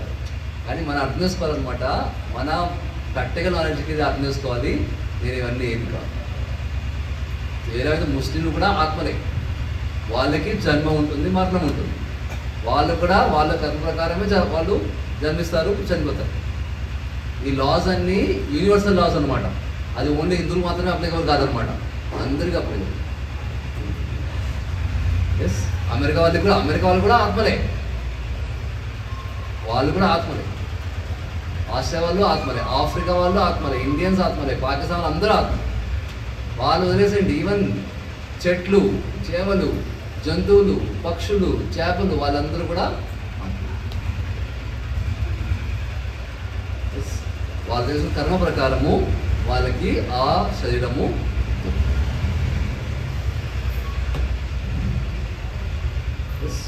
సో ఎందుకు మనము ఈ నాన్ వెజ్ తినం? మనం ఎందుకు తినకూడదు నాన్ వెజ్? ఎందుకు పాపం నాన్ వెజ్? ఎందుకంటే మనం ఒక శరీరాన్ని చంపేస్తున్నాం. ఇసుక ఆ శరీరం, ఆ జంతువు ఏది? అది కూడా ఆత్మే, అలా కదా, అది కూడా భగవంతుని యొక్క సంతానమే. ఎస్, భగవంతుడు మీరు సంతోషపడతారు చెప్పండి? ఒక ఆత్మని చంపి, ఒక జంతువుని చంపి తినడం వల్ల సంతోషపడతారా భగవంతుడు? ఆలోచించండి ఒకసారి ఆలోచించండి. మీకు 2 పిల్లలు ఉన్నారనమాట. పెద్ద పిల్లవాడు చాలా ఇంటెలిజెంట్ అనమాట, చాలా బుద్ధిమంతుడు, ఫస్ట్ క్లాస్, ఫస్ట్ ర్యాంక్, ఎప్పుడు ఫస్ట్ టాపర్ అనమాట. సెకండ్ పిల్లవాడు అమ్మాయో అబ్బాయి ఎవరో అది అంత ఇంటెలిజెంట్ కాదనమాట, క్లాస్లో కొంచెం టాపర్ కాదు, 20th ర్యాంక్ 25th ర్యాంక్ తీసుకొస్తుంది, అంతగా స్టడీస్లో ఇంట్రెస్ట్ చూపించదు. ఇప్పుడు పెద్ద అబ్బాయి ఒక దగ్గరికి వచ్చి అమ్మ ఈ మా చెల్లెలు ఉంది, మా తమ్ముడు ఉన్నాడు కదా, వాడు అంతగా బుద్ధి లేదు వాడికి, మేము చంపేసి తినేస్తాను అంటే మీరు ఒప్పుకుంటారా? ఏం చేస్తారు మీరు? తిడతారా? లాస్ట్ పిక్తామోని రాసికల్ ఏం మాట్లాడుతున్నావు నువ్వు? నేను ఎంత ఇష్టపడతానో నీ తమ్ముడిని కూడా అంతే ఇష్టపడతాను, ఇద్దరు నాకు ఒక్కరే, సమానమే అన్నా కదా. సేమ్ థింగ్ అప్లై చేయండి భగవంతునికి. మనందరం ఎవరము? భగవంతుని యొక్క సంతానం. మన దేవుడి దగ్గరికి వెళ్ళి భగవంతుడా ఈ చికెన్ ఉంది, ఈ మేక ఉంది, ఈ పంది ఉంది, ఈ ఆవు ఉంది, చంపేసి తినేస్తాను, జంతువులే కాబట్టి, వాడు 3 జంతువులే కాబట్టి మనం చంపేసి తినేస్తామని దేవుడు ఊరుకుంటాడా? దేవుడు ఏం చేస్తాడు? రాయి పీకుతాడు. ఆ పీకడం అంటే ఏంటి? బేసికల్లీ రోగాలు వస్తాయి, కష్టాలు వస్తాయి, జీవితంలో యుద్ధాలు జరుగుతాయి. దానికి కారణం ఏంటి? నాన్ వెజ్, మాంసాహారం.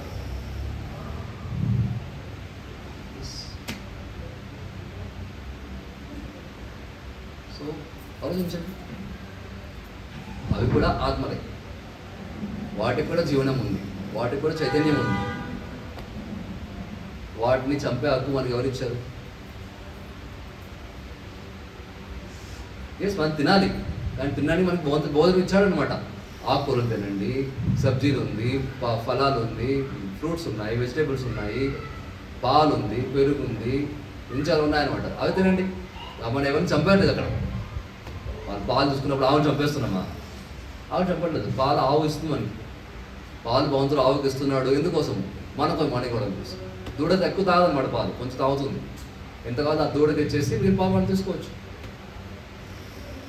మనము ఈ పండు కానీ ఈ కాయగూరలు దాన్ని చంపేస్తామా? దాన్ని చంపము, అది వాటి పెరుగుతూ ఉంటుంది. మాకు పండ్లు ఇస్తున్నా పెరుగుతూ ఉంటుంది. సో అందువల్ల మాంసాహారం అనేది ఎందుకు పాపం అంటే, మన జీవిని, ఆత్మకు శరీరాన్ని మనము అంతం చేసి దాన్ని తింటాం.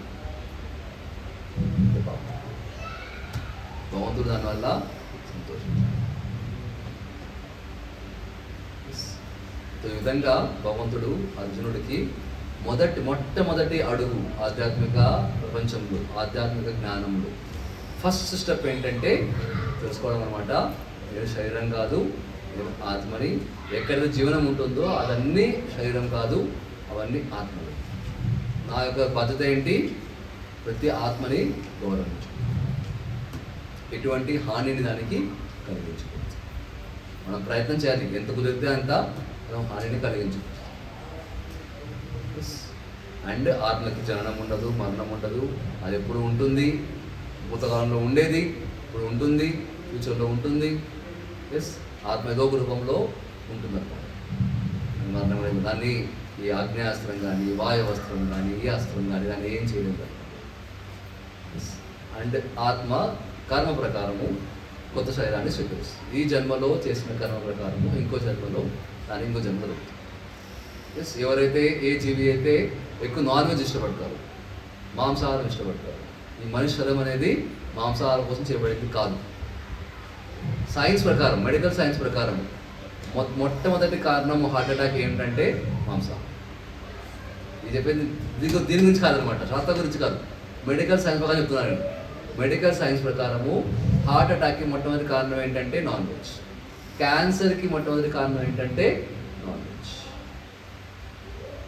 ఎందుకు జబ్బులు వస్తున్నాయి? భగవంతుడు లాగి తింటున్నాడు అనమాట. నాన్ వెజ్ తింటున్నావు, నా పిల్లల్ని చంపి తింటున్నావు కాబట్టి ఈ పనిష్మెంట్. ఏం పనిష్మెంటు? హార్ట్ అటాక్, క్యాన్సర్ వస్తుంది. సో ఈ మనిషి శరీరం అనేది మాంసాహారం కోసం చేయబడింది కాదు. కానీ వాడికి మాంసాహారం చాలా ఇష్టం. ఆ జీవికి భగవంతుడు ఏమంటాడు, ఓకే నీకు మాంసాహారం తినాలి కదా, ఈ మనిషి శరీరం నీకు సరిపోదు, నీకేం ఇస్తాను నేను? పులి శరీరం తీసుకో, సింహం శరీరం తీసుకో అనేసి ఆ నెక్స్ట్ లైఫ్లో వాడికి ఏ శరీరం దొరుకుతుంది? ఏ శరీరంలో అయితే నాన్ వెజ్ డైజెస్ట్ చేయగలుగుతాడో వాడికి పులికి ఏమైనా హార్ట్ అటాక్ వస్తుందా? సింహానికి క్యాన్సర్ వస్తుందా? ఆలోచిందా? కాదు, రాదనమాట. ఓకే, నువ్వు ఆ శరీరం తీసుకొని అక్కడ నువ్వు ఎంజాయ్ చేసుకో అని భగవంతుడు వాటికి పనిష్మెంట్ ఇస్తారు. ఓకేనా? సో అది కర్మానుసారము కొత్త శరీరం దొరకమంటే. ఎస్, ఎప్పుడైతే ఇప్పుడు చూసారు పులులు సింహాలు ఉన్నాయో అవి ఒకప్పుడు మనుషులు అనమాట. కానీ వాళ్ళు మాంసాహారం తినడం పట్ల ఎక్కువ రుచి ఉంచడం వల్ల ప్రకృతి అనేది వాటికి, ఆ జీవికి, ఆ ఆత్మలకి ఆ శరీరాన్ని ఇస్తుంది. ఎస్, మన కర్మ ప్రకారము, మన కోరికల ప్రకారము మనకి మన నెక్స్ట్ బాడీని మనం చూస్ చేసుకోవచ్చు. We can choose our next body. ఏదైనా మనం మాల్కి వెళ్ళాం, షాపింగ్ మాల్కి, వి చూస్ అవర్ క్లోత్స్నా మనకి ఏ బట్టలు కావాలనేసి. అదేవిధంగా మనం చేసే కర్మలు, మనకున్న కోరికలు మనకి కొత్త శరీరాన్ని తెచ్చిపెడతాయి. ఓకే, సో అది ఆత్మజ్ఞానం. సో మనము చెప్పుకున్నాం కాబట్టి ఈ శరీరం ఎలాంటిది? దివాలా బ్యాంక్ అనమాట. దివాలా బ్యాంక్. ఎంతైనా మీ దానికి ఈ శరీరంలో మీరు ఇన్వెస్ట్ చేయండి, ఒకరోజు మరణిస్తారు.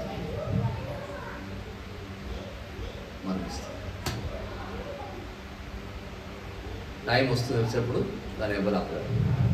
సో ఆలోచించండి, మీకు ఒక కార్, మీరు లాటరీ కొన్నారు. లాటరీ కొంటే ఫస్ట్ ప్రైజ్ కార్ అని అనౌన్స్ చేశారనమాట. మీకు అదృష్టం కార్ దొరికింది, ఫస్ట్ ప్రైజ్ దొరికిందన్నమాట. కార్ దొరికింది, మీకు లాటరీ తగిలింది, కార్ వచ్చింది. వెళ్ళారు కార్ కోసం, ఆయన లాటరీ ఇచ్చేవాడు అనమాట. మీకు కార్ గిఫ్ట్ వచ్చింది. ఒకే ప్రాబ్లం. ఏం ప్రాబ్లం? మీ కార్లో టైం బాంబు ఉంది. ఈ కార్లో ఏముంది? టైం బాంబు ఉంది. ఆ టైం బాంబు ఎప్పుడు పేలుతుందో తెలియదు. ఇదిగోండి కారు యొక్క కీసు, తీసుకోండి, కంగ్రాచులేషన్స్, హరే కృష్ణ. ఎంతమంది తీసుకుంటారు? ఓకే, తీసుకున్నా కూడా మీరు కార్ని చాలా సంతోషంగా, ప్రశాంతంగా డ్రైవ్ చేయగలుగుతారా? ఎందుకని? దాంట్లో టైం బాంబు ఉంది. టైం బాంబు ప్రాబ్లం ఏంటి? ఎప్పుడైనా వెళ్తుంది. ఆ టైం బాంబు వచ్చి మీకు వాట్సాప్ కదనమాట, ఈరోజు వెళ్ళబోతాను అనేసి ఎప్పుడైనా వెళ్తుంది. అన్నా కదా, ఈ శరీరం అనేది ఏంటి? మనకి కారు గిఫ్ట్ వచ్చింది అనమాట. ఈ కారు ఏంటి?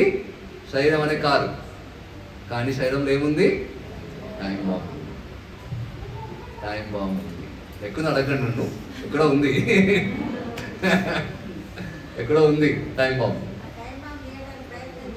ఆ టైం బాంబు ఎప్పుడు పెడుతుందో చెప్తుందా? చెప్పండి, ఎప్పుడు పెడుతుందో మీకు వాట్సాప్ మెసేజ్ పెడుతుందా? ఇన్స్టాగ్రామ్లో అప్డేట్ వస్తుందా? నేను ఈరోజు పేలిపోతాను అనేసి. ఎస్, ఎప్పుడు పేలుతుందో మన టైం బాంబు మనకు తెలియదు. ఎప్పుడన్నా పేలవచ్చు. అందువల్ల దానికి సొల్యూషన్ ఏంటి? భక్తి. పోస్ట్పోన్ చేయకండి. ఓకే, నా పనులన్నీ అయిపోయిన తర్వాత, నా కర్తవ్యాన్ని అయిపోయిన తర్వాత, నేను ముసలాయన అయిన తర్వాత భక్తి చేసుకుంటాను అనుకోకండి. టైం బాంబ్ అనేది ఎప్పుడైనా పెట్టచ్చు. అనుకుంటాను అనమాట, మన ముసలి అయిపోయినా మనం అందరూ ముసలి ఇక్కడ. కానీ ఇప్పుడు అట్లీస్ట్ ఇప్పుడు మీ యొక్క అదృష్టం ఏంటి? ఎంతో టైం బాంబ్ పేర్లేదు. ఇక్కడ ఉన్నారంటే అర్థం ఏంటి? ఈ టైం బాంబ్ ఇంతవరకు పేర్లేదు, కానీ ఎప్పుడో పేలుతుంది తప్పకుండా. అన్నా కదా, మీ అదృష్టం ఇంతవరకు పేర్లేదు కాబట్టి అట్లీస్ట్ ఇప్పుడు నుంచి భక్తి సీరియస్ తీసుకోండి. జపం మొదలుపెట్టండి, గీత కూడా మొదలుపెట్టండి. ఎంత కుదిరితే అంత సమయము భగవంతునికి ఇవ్వండి. ఆ భక్తిని ఇప్పుడు అట్లీస్ట్ మొదలుపెట్టండి. మీ అదృష్టం అది ఎంతో టైం బాంబ్ పేర్లేదు, ఎంతో టైం బాంబ్ పేలిపోయింది ఆల్రెడీ. ఎస్, కొంతమంది టైం బాంబ్ తెలియదు అనమాట. వాళ్ళు చేస్తున్న కూర్చొని ఇంట్లో సీరియల్ చూస్తున్నారు అనమాట. ఎందుకు మిగతా రావట్లేదు ఇక్కడ ప్రోగ్రామ్కి? ఎందుకు రావట్లేదు? టీవీలో ఏదో మీరు చూస్తుంటారు ఏదో ఒకటి. వాళ్ళకి ఎందుకు అంత ధైర్యము తెలియదు అనమాట. వాళ్ళ శరీరంలో టైం బాంబ్ ఉందనేసి. ఎస్, మనం తెలుసుకున్నాం అట్లీస్ట్ ఇప్పుడు. అదృష్టవంతులము, టైం బాంబ్ పేర్లేదు అన్నా కదా. ఇప్పటి నుంచి భక్తి సీరియస్ మొదలు పెట్టండి. ఎంత కుదిరితే అంత శరీరానికి ఇచ్చిన సమయాన్ని కొంచెం తగ్గించండి. ఆత్మకి, భగవంతుడికి సమయాన్ని కొంచెము పెంచండి. అప్పుడు ఈ క్లాస్కి రావడం యొక్క ముఖ్యమైన ఉద్దేశము సఫలీకృతమవుతుంది. ఓకే, ఎంత పనులున్నా సరే ఇక్కడ జరిగే క్లాస్ మాత్రం మిస్ అవ్వదు. సో మన శరీరం దివాలా బ్యాంకు, మన శరీరంలో టైం బాంబ్ ఉంది. జాగ్రత్తగా ఉండండి, ఎప్పుడన్నా పేరొచ్చు. సమయాన్ని వృధా చేయకుండా మనము జపం చేసి భక్తి చేసి పోయినప్పుడు మనం భగవద్ధామానికి వెళ్ళచ్చు. అది గీత మొదలు చెప్పుకుంటాం. ఎస్, కానీ మన భారతీయులు ఏం చేస్తారు, టైం బాంబ్ పోయిన తర్వాత గీత వింటారు అనమాట. టైం బాంబ్ ఆల్రెడీ పేలిపోయింది, అప్పుడు గీత కొంచెం వింటారు అనమాట. టైం బాంబ్ పేరుతుంది, ఆల్రెడీ పేలిపోయింది అది. సో సీరియస్ తీసుకోండి. మన నెక్స్ట్ శరీరము మన చేతిలో. మనం మంచిగా భక్తి చేస్తే మనం వైకుంఠానికి వెళ్ళచ్చు. లేకపోతే పునరపి జననం పునరపి మరణం పునరపి జనని జఠరే శయనం తిరుగుతూ ఉంటాం. రంగులు రావడం అనమాట. జన్మించడం మరణించడం, జన్మించడం మరణించడం. మనం మధ్యలో ఏం చేస్తుంటాము, తిరుగుతూ ఉంటాం అనమాట. ఏ ఫార్ యాపిల్, చెట్టు చిలకమ్మ అమ్మ కొట్టిందా అని పాడుతూ ఉంటాం, నేర్చుకుంటూ ఉంటాము. మళ్ళీ అదే తిరుగుతూ ఉంటాం అన్నమాట. రంగులు రాట్టు తిరుగుతూ ఉంటాం. Rain rain go away come again another day baa baa black sheep. తెలుగులో ఏమంటారు, తెలుగులో చందమామ రావే జావిల్లిరా. ఎందుకు నేర్చుకుంటా అంటాం, ఏం పనికిరాదు, అలా తిరుగుతూ ఉంటాం. మనిషి జన్మ యొక్క ముఖ్యమైన ఉద్దేశం ఏంటంటే ఈ జన్మ మృత్యు చక్రం నుంచి బయటికి రావాలి. అది సాధ్యం కేవలం భక్తి వల్ల మాత్రమే, కృష్ణ భక్తి వల్ల మాత్రమే. ఇంకేం చేయాలి. అందువల్ల అట్లీస్ట్ ఈరోజు నుంచి రేపు నుంచి మన ఈ భక్తి పద్ధతిని సీరియస్ తీసుకుందాము. టైం ఎప్పుడు తెలియదు కాబట్టి, దివాలా ఎప్పుడు తెలియదు కాబట్టి ఎంత సమయం కుదిరితే సమయం మనము భగవంతునికి ఇచ్చేసి భక్తి చేసుకుంటాం. ఓకే, హరే కృష్ణ. ఎనీ ప్రశ్న ఎవరికైనా?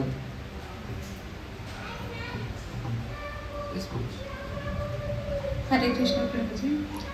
ఇవాళ మీరు అంటే చెప్పారు కదా, ఆత్మ అనేది ఇంతకుముందు భూతకాలంలో ఉంటుంది, వర్తమానంలో ఉంటుంది, భవిష్యత్తులో ఉంటుంది అని. అండ్ ఇది పాత శరీరం వదిలేసి ఆత్మ కొత్త శరీరం తీసుకుంటుంది.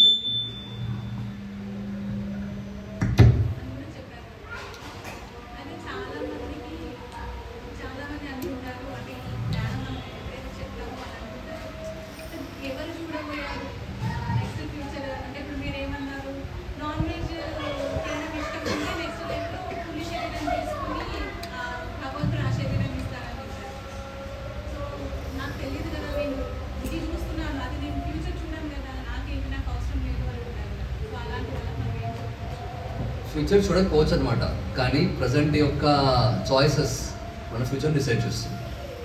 ఫర్ ఎగ్జాంపుల్, చిన్న ఎగ్జాంపుల్ అనమాట. మనం పిల్లల్ని స్కూల్కి పంపిస్తాం. పిల్లలు స్కూల్ వెళ్ళాలని కోరుకుంటారా? కానీ మనం ఎందుకు పంపిస్తాం వాళ్ళని? ఇంకా ఫోర్స్ చేసి వాళ్ళ ఫ్యూచర్ బాగుంటుంది అనేసి. వాళ్ళ ఫ్యూచర్ చూడగలుగుతారు, వాళ్ళ ఫ్యూచర్ని చూడలేదు అన్నా కదా. కానీ మనకు తెలుసు, పేరెంట్స్ తెలుసు అనమాట ఎంత ఇంపార్టెంట్ అనేసి. అదేవిధంగా పిల్లలకి తెలియదు, వాళ్ళు మూర్ఖులు అనమాట అన్నా కదా. వాళ్ళ ఫ్యూచర్ చూడలేదు. ఎవరైతే ఫ్యూచర్ని చూడలేరో వాళ్ళని ఏమంటాం మనము? మూర్ఖులు. మనం పేరెంట్స్ లాగా వాళ్ళకి నచ్చ చెప్పాలి, అర్థం చేసుకొని చేయాలి. అది చేసిన వాళ్ళు అర్థం చేసుకుని మనం చేయలేమని మన ప్రయత్నం మనం చేయాలి. దాని తర్వాత వాళ్ళ ఇష్టం, వాళ్ళకి ఒక స్వేచ్ఛ ఉందన్నమాట. ఆ స్వేచ్ఛని మనం ఏం చేయలేము. మన కర్తవ్యం ఏంటి? వాళ్ళకి జ్ఞానాన్ని ఇవ్వడం అన్నా కదా. మన అంతా ABCD ఉంటుంది అన్నా కదా. B and D మధ్యలో ఏం లెటర్ ఉంది? C. B అంటే ఏంటి? బర్త్. D అంటే ఏంటి? డెత్. C అంటే ఏంటి? చాయిస్. మన బర్త్ అండ్ డెత్ మధ్యలో మన చాయిస్ ఉందన్నమాట. ఆ చాయిస్ మనం ఎలా ఉపయోగించుకుంటామో దాని ప్రకారం మనకి నెక్స్ట్ శరీరం వస్తుంది. మన కర్తవ్యం, మన డ్యూటీ ఏంటి? వాళ్ళకి నాలెడ్జ్ ఇవ్వడం. దాని ద్వారా తీసుకోపోతే నాలెడ్జ్ ఇవ్వడం.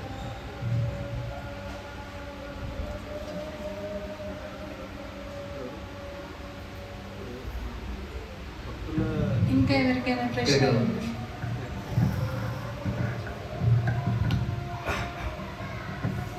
మనము భక్తుల జీవనం చూస్తే చాలా సరళంగా, చాలా బాగుంటుంది, చాలా ఆదర్శవంతంగా కూడా ఉంటుంది. మనము ఇప్పుడు రాక్షసులు కానీ అతిథి పుత్రులే కదా, అంటే ఒక తండ్రి పిల్లలే కదా. మనం వాళ్ళు ఎంత కఠినంగా ఉండడానికి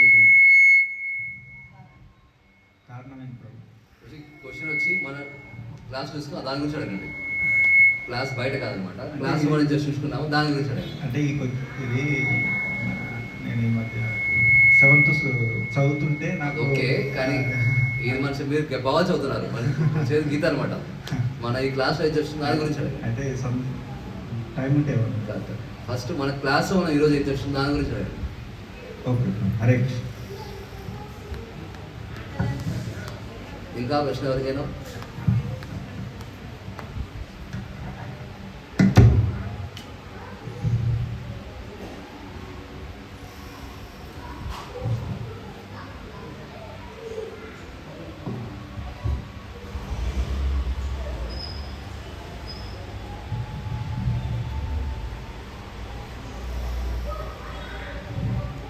నేను ఆల్రెడీ హోంవర్క్ ఇచ్చాను, గుర్తుపెట్టుకోండి, అది నేర్చుకోండి.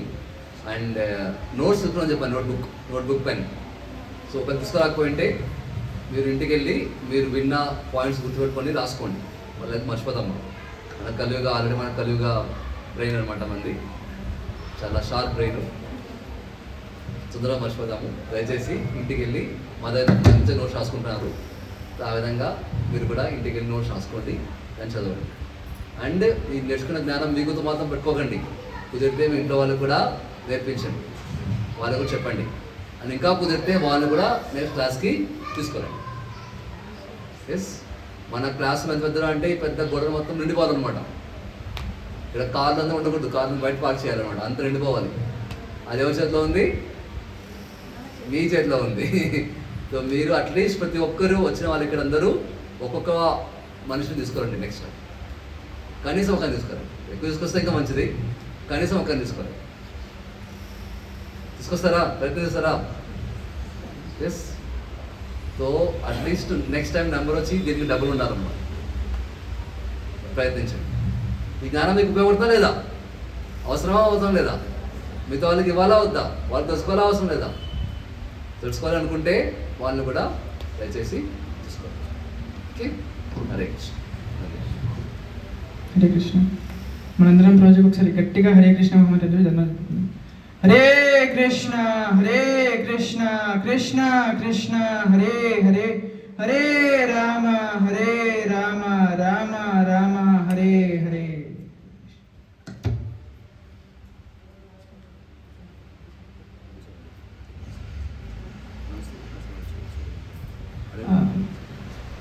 గ్రూప్లో మన గ్రీన్ విడోస్ డివోడీ సత్సంగ్ గ్రూప్లో నరసింహారతి పంపించాను, ఒకసారి చూడండి. అందరూ రోజు ఫస్ట్ పాడతారు, ఒక్కొక్క లైన్ రిపీట్ చేయడానికి రోజు.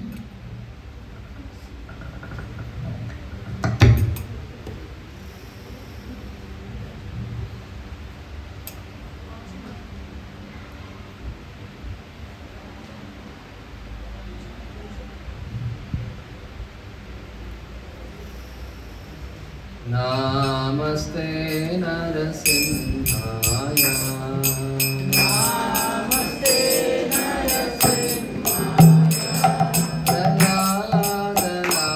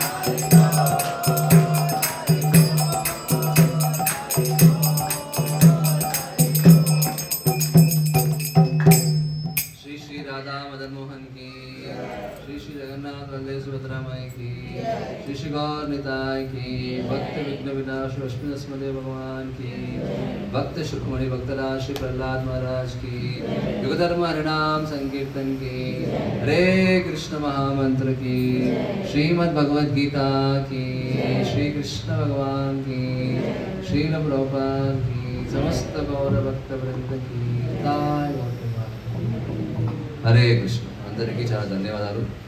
చాలా ఓపికగా ప్రశాంతంగా సహనంగా కూర్చొని స్నానం చేస్తున్నాను. హరే కృష్ణ.